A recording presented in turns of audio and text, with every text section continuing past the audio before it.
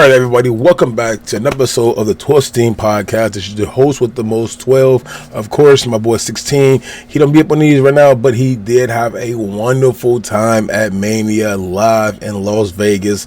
Mania 41 was eventful. If you want to check out the recap of that, we do have the video up, or it should be going up soon. If it's not up already, check out the page, go check it out.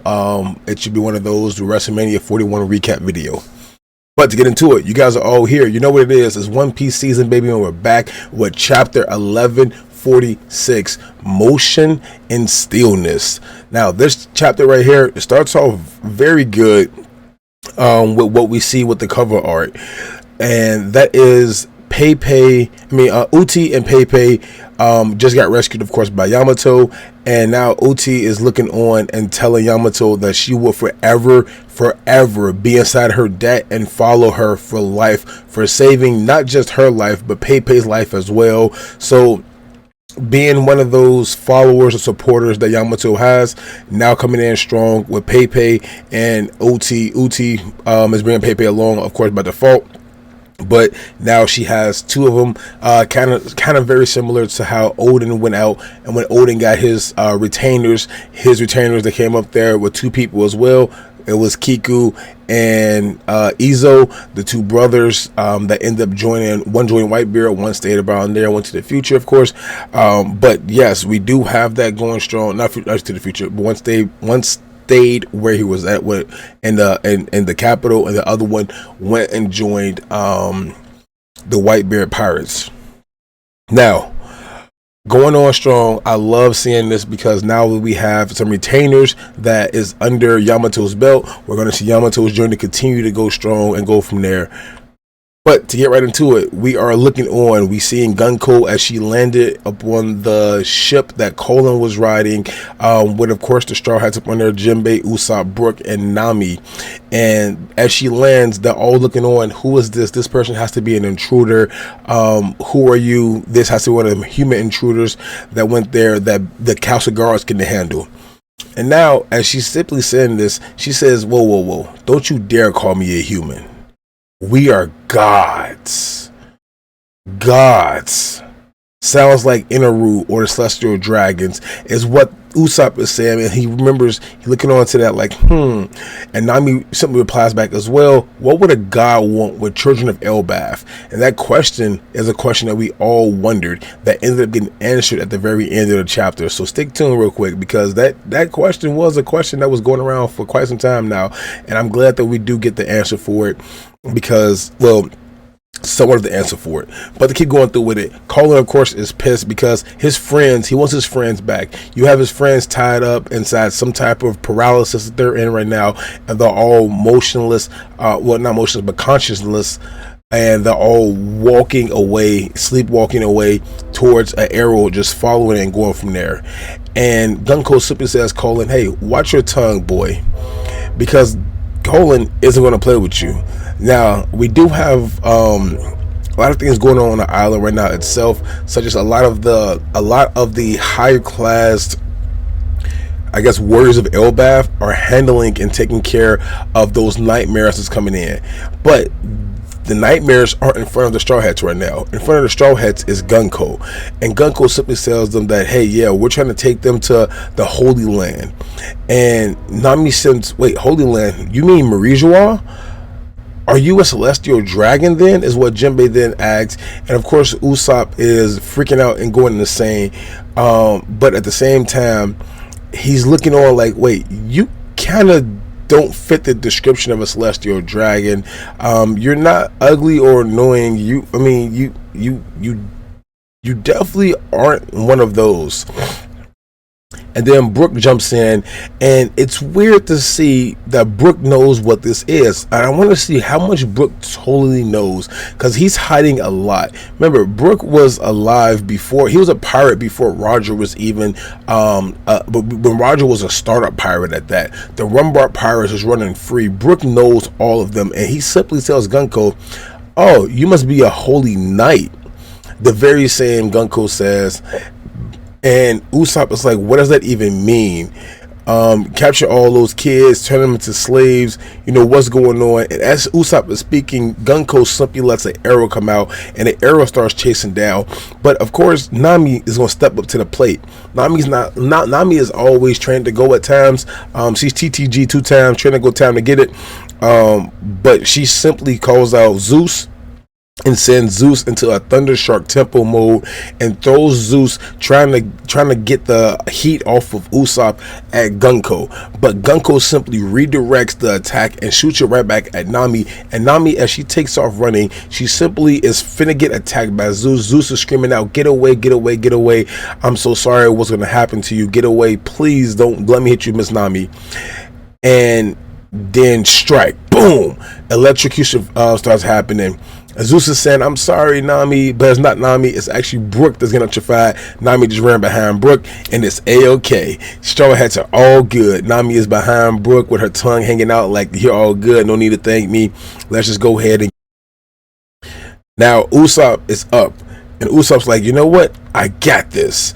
Bullseye, and he shoots off a green bomb directly at her at Gunko, and Gunko's entire torso and up is now blown away. With Gunko's torso being blown away, Usopp's like, "Oh snap, I'm so sorry, I didn't mean to blow away the top half of your body." And then he stops himself because he's looking on, and it's actually regenerating, and Gunko's body is regenerating itself after just getting blown up by one of Usopp's attacks. Now that just makes me think, is Gunko's arrows made out of paper, some form of paper or some form of flammable material? This is a question that I do have now, because if it is, then I can kind of see why her body got destroyed and blown up so easily with it from one attack from Usopp. But of course, she regenerates her body, and she says, "You know what? There's no one that can stop it now. We're gonna take them kids. We're gonna make sure that we get them out of here. And now, but before that even happens, I'm gonna make sure that I go after you." And she simply shoots the arrow off again, as Nami then grabs the arrow, and she realizes that, "Hey, Usopp, we got your back." Jinbei and Brook are stepping up to the plate now, and Nami is holding on to the arrow. "Just don't let it touch you." Now it's time for the beatdown that happened. Brook and Jinbei step up to the plate, and as Brook and Jinbei step up to the plate, they simply go for each other's for a move. Thousand Break Fist, and then we have the Goviet, and they go in, and they both get redirected towards one another, knocking each other clear out.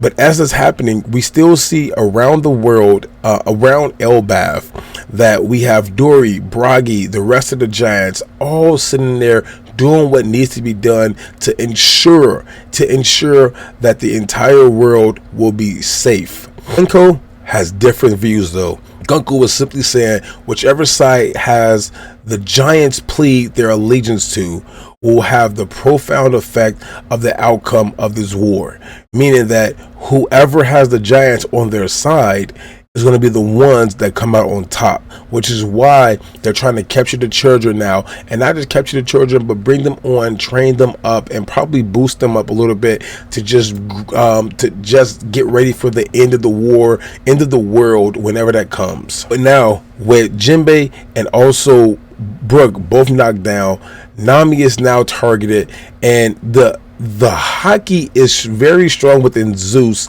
I don't think Nami still does not know hockey, but Zeus definitely knows hockey, and Zeus is of course guarding, and she's using the Thunderbolt Temple to block everything around that Gunko is throwing her way until she gets kicked right inside the face and sent flying away.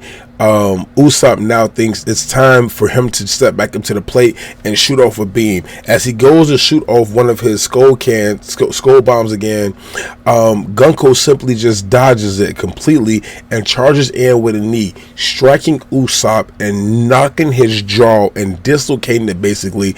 It looks like a tooth flew out or something like that, but Usopp got his shit rocked. A knee right to the jaw from Gunko, and down goes Usopp. Gunko is now trying to take Colin away, and she's simply calling in right now, trying to reach in, because now she has the possession that she needs, and she hates the fact that they don't use regular transponder snails inside of Elbaf. So she's trying her best to call it in, but she doesn't know how to use it too much. But it's okay, because now she's flying away with Colin and killing him. She's making sure that he's all set, and she's asking, but nothing is going through. As we cut over though to just see what's going on, killing him is actually messing up the principal at the Warwick School, Mr. Tuss. Principal Tuss is getting thrown around, and everybody's looking around. Angie's there just watching on and can't do anything about it, because now he's put Principal Tuss's body in a slumberized state, meaning that it is free game for him to just beat the hell out of him and make sure that he does not move anywhere. Now, these transponder snails, or the transponder peel bugs that they're trying to use and communicate with, is not that difficult. Ange looks on and says, hey, you use it like this right here, like, please don't attack me. We know Ange's not a fighter, so hey, this is how you do it. This message right here should send a message all across of Elbath and give it in one shot. But in comes transponder snail as well, and Killingham's is making this message out, and we cut over to Summers, and Summers has Saul in his sights. Summers has Saul, and he is making sure that Saul is beating and bloody, and making sure that he gets rid of him any type of way possible. Now, Summers remembers, hey, you should have been gone back in O'Hara, former vice admiral. We don't know how you got here, what you're doing still, and it's thorns all across the battlefield. And Summers is sitting there with a giant thorn bat that he's probably been using to beat up Saul. Now, we all know Saul is a great fighter. Saul has hockey. Saul can do a lot. But Saul also has Robin and Chopper tucked away inside of the back of his head, hiding inside of his hair.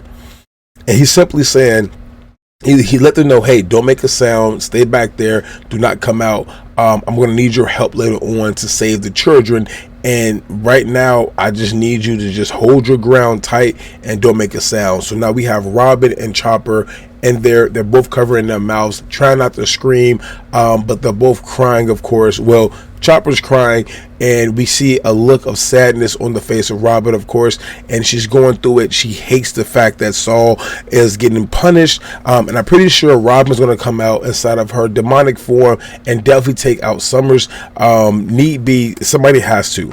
For sure, somebody has to.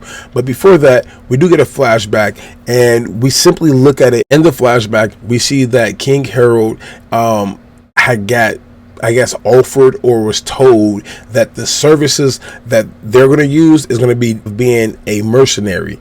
They're going to be mercenaries for the world government.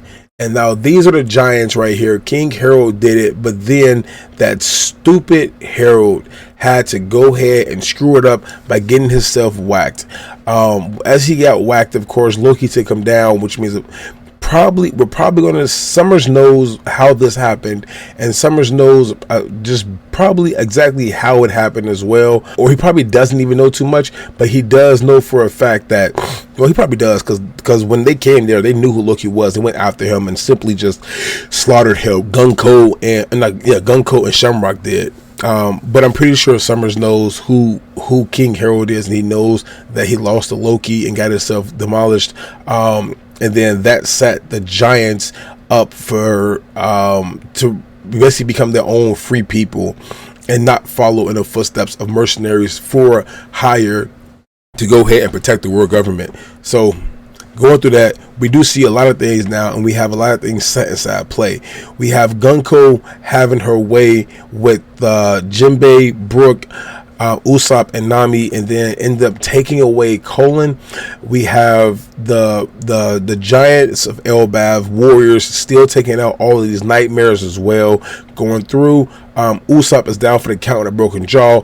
Loki is full, and same with Luffy. They're both out cold. They have it's time, they can finally rest now. Now it's time. It's a good vibe between them two, and I really want to see Loki join the Straw Hats, or at least align himself with an alliance with them, as he's definitely going to probably end up inside of a position kind of like Yamato, where it's like an honorary member, or you can always join whenever you want to, but you want to stay right now to put your country over the top. But if that's the case, then I think they're going to let I think Loki's going to actually leave, because he's going to let Hiroden and the rest of them probably lead what has to be led inside the country. With that being said, we do have a few matchups now that we have to see. With Killingham being at the school, I would love to see Sanji go up there and have them shoot the wands with him. And then if we can get Zoro to pop up to save Robin and Chopper and take on Summers, that would be amazing to see as well. And then we would just have to see somebody would have to pop up and make sure they take down or save the kids. Gunko might get away. I think Gunko might end up getting away, but Summers and Killingham definitely gonna shoot the ones with the Straw Hat Pirates, with the 2 and the 4, with the monster trio, except for Luffy, because Luffy's of course down there with Loki. How some way as they get back up top, definitely has to happen. I know they feel the presence, or they have to hear what's going on. I don't know if they hear way down there where they're at, but something has to happen where we can just see them shoot the ones with these holy knights, God's knights, if you must say. But end of the chapter comes up, ending off, of course, with Saul finally falling down on his stomach and his face, right on to the thorns that are down there that Summers put out. And Robin and Chopper are just livid. They have to make sure they don't move and stay behind him. He didn't fall backwards. He fell forward. They're safe. They're not inside his beard. They're in his back of the neck hair, inside the kitchen, basically, for the most part. But we're gonna see what happens. I'm excited for it. I hope you guys are excited for it as well. Again, check out a lot of content has just been posted and is pushing out and getting pushed out. We're trying our best to do everything and cover as much as possible, from wrestling to keeping up with pop culture events, and also trailers and reactions, as well as the actual podcast that we do when we talk about the breakdowns for the episodes that happen throughout the week, and go from there. So stay tuned. Talk to us a little bit more. We got some fun coming on our way with some special guests that you will know real soon. But until then, make sure to like button, subscribe down below, and turn on notification zone to be a part of the 1216 Grand Fleet. And this is 12 signing off.